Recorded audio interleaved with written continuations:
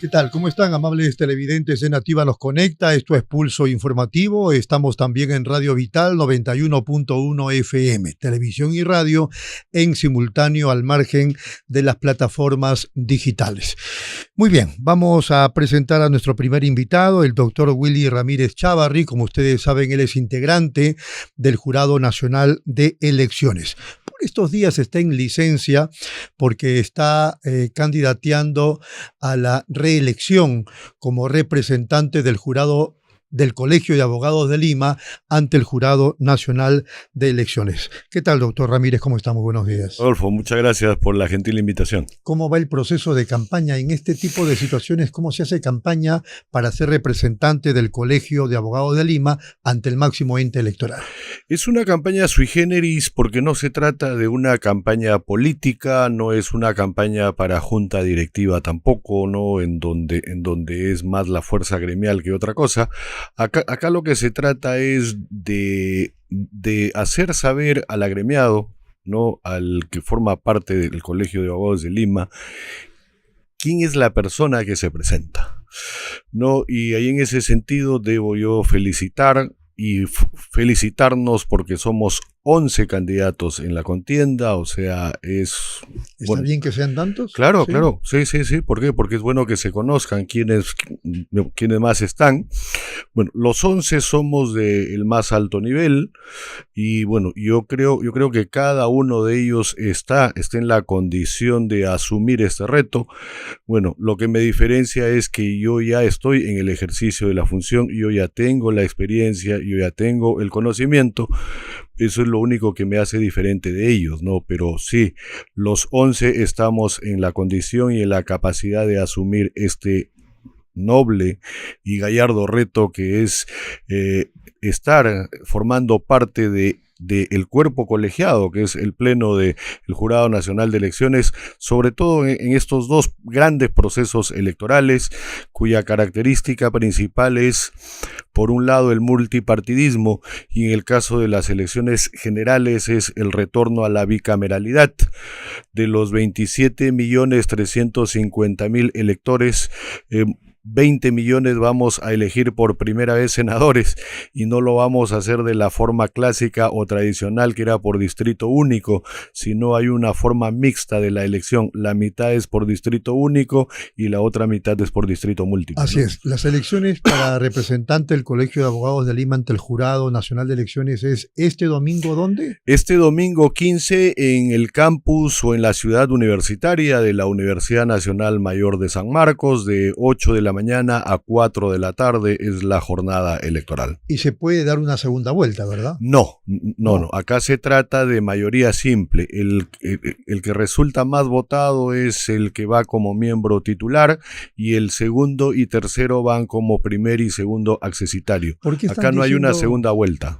¿Por qué están diciendo algunos que Willy Ramírez va a arrasar en el proceso de pasado mañana domingo? Bueno, no les sabría decir, eso habría que preguntarle a las personas que dicen, pero sí hay bastante aceptación y es porque durante estos 4 años he estado muy cerca de los colegas, haciendo cursos, dando capacitaciones, también haciendo publicaciones y difundiendo básicamente la cultura electoral.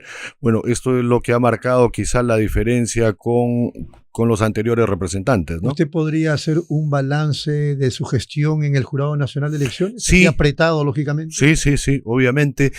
Cuando yo asumo el 1 de marzo del 2022, ya estaba corriendo el proceso de las elecciones regionales y municipales. Y ahí me percato de dos cosas. Uno, de cierto maltrato al agremiado, al colega abogado, porque se le citaba en primeras horas de la mañana, 8 o 9 de la mañana, para una audiencia maratónica que era todo el día, hasta la noche inclusive, con cientos de causas, cientos de vistas de causas, y el abogado debía conectarse desde primera hora y estar a la espera de en qué momento hace el ejercicio de la defensa con su informe oral.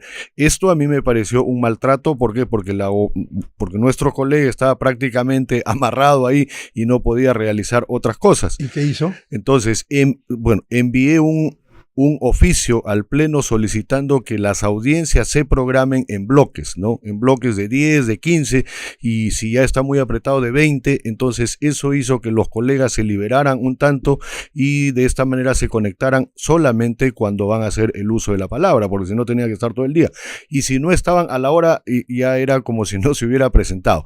Eso por un lado. Otro es que me percaté que en los informes orales los abogados de la defensa eran 3 o 4, en el mejor de los casos 5, y eran los mismos que se repetían. Y esto un tanto lindaba con el tema ético.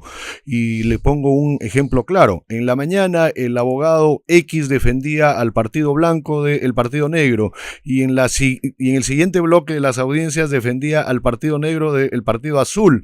Y cuando yo hice la pregunta, ¿esto está permitido?, me dijeron, legalmente sí, éticamente es un tanto cuestionable, pero es porque no hay especialistas, no hay expertos en esta materia. Y en convenio con el Colegio de Abogados hicimos el programa de formación en justicia electoral para abogados, para 180 colegas de 19 colegios de abogados del Perú, en donde fueron capacitados sobre esta importante materia, ¿no?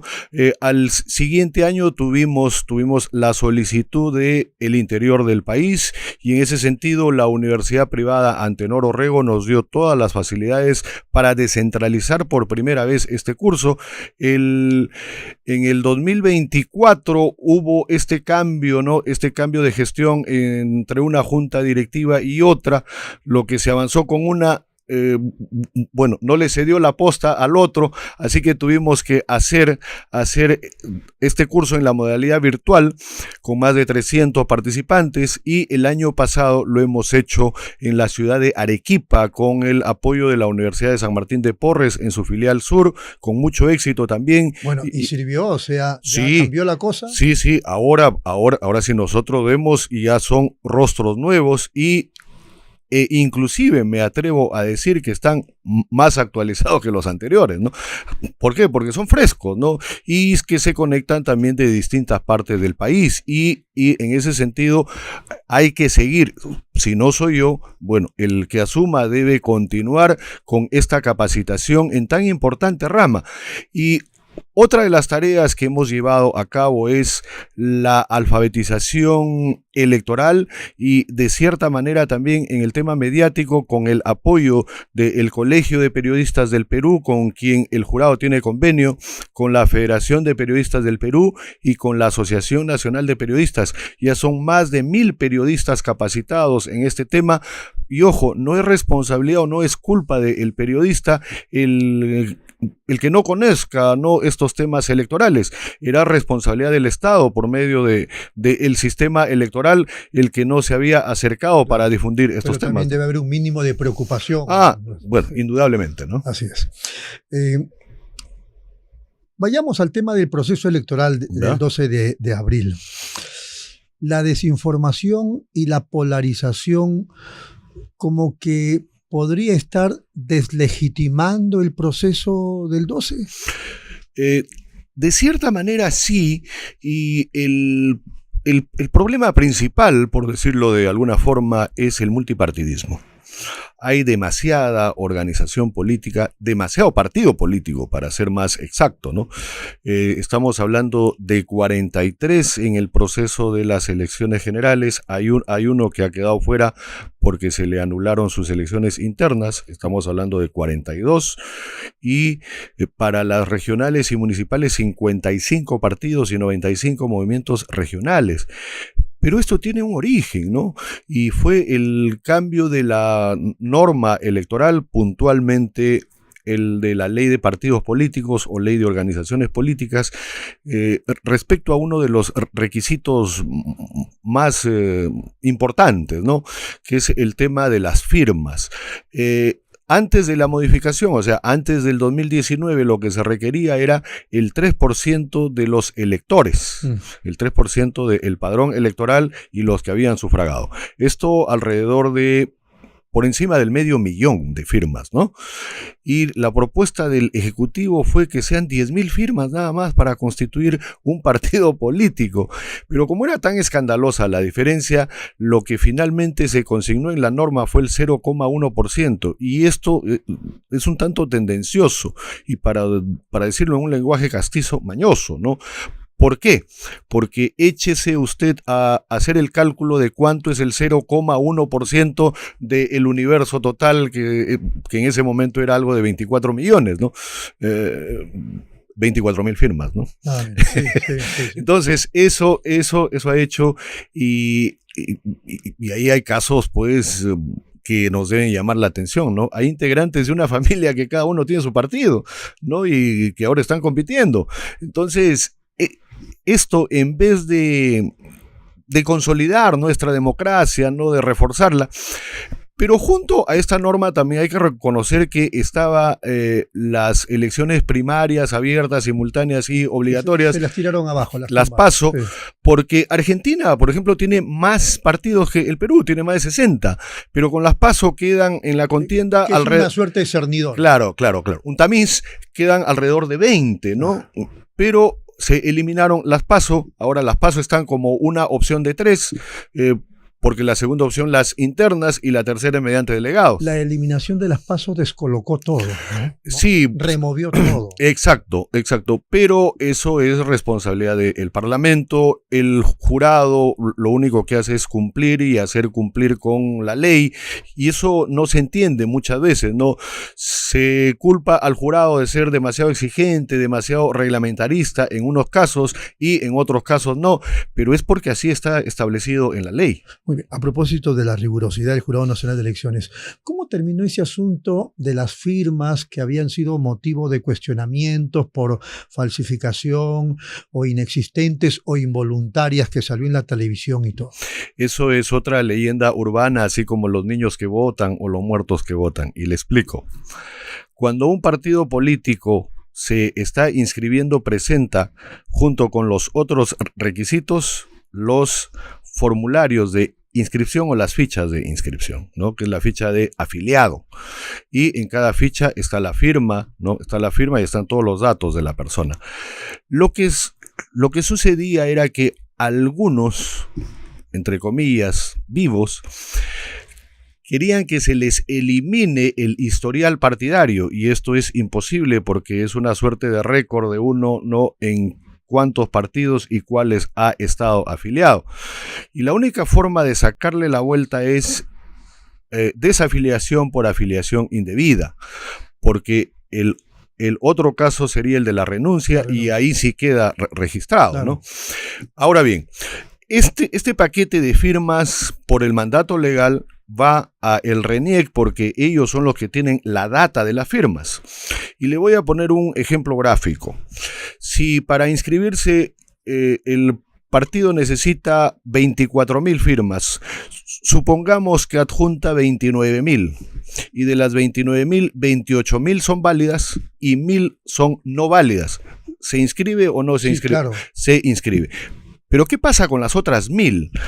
Esas 1.000 vienen con un informe técnico del RENIEC, en donde dice, no coinciden los trazos, aparentemente son del mismo puño, ¿no? El mismo puño gráfico, ¿no? La fábrica de firmas, entre otras, y eso el procurador del Jurado Nacional de Elecciones la Fiscalía ha denunciado al Ministerio Público, y son más de 200 casos al respecto, ojo, pero ya es el Ministerio Público como titular de la acción penal el que debe iniciar la investigación, acusar. Ya en el caso de la falsificación de firmas, aún así nosotros hemos contratado peritos y solo hemos encontrado 2 casos. ¿2? 2. No 2.000, 2. No, 2. Y ¿cómo en la televisión salió un informe entrevistando a las personas ahí en sus casas? A ver, no, yo no he firmado, esa no es mi firma. ¿Cuál es el procedimiento? Porque es bueno que se sepa. ¿Cuál es el procedimiento respecto a una desafiliación por afiliación indebida? Se recibe la solicitud de la persona, que antes era con pago, inclusive se exoneró del pago, no estaban conforme con lo resuelto por el ROP, se apela al pleno del jurado y ahí la tasa es mucho mayor, se exoneró de ambos pagos, ojo, en ambos casos. ¿Ya? ¿Cuál es el procedimiento? Que se le corre traslado a la organización política y decirle, el señor Juan Pérez dice que no se afilió y que usted lo afilió indebidamente. Si eso es cierto, usted como organización política es sujeto de una sanción. Bueno, no solamente multa y el tema del ROP, sino también una sanción penal porque se le denuncia, ¿no? Y las organizaciones políticas han respondido. Acá está la ficha de esta persona y sí, efectivamente firmó y acá está. Entonces, a eso es que me refería con esa sacada de vuelta que querían hacer para que no figure en el historial. Y yo lamento que se haya mancillado la imagen de las instituciones que conforman el sistema electoral por un lado y por otro lado que se haya echado a andar toda la maquinaria nuestra y sin ningún pago alguno inclusive para finalmente ver que no era así. Y en contra de los propios partidos políticos. También, claro, obviamente, ¿no? Vamos un ratito a la pausa y regresamos para continuar conversando con Willy Ramírez, integrante del Jurado Nacional de Elecciones.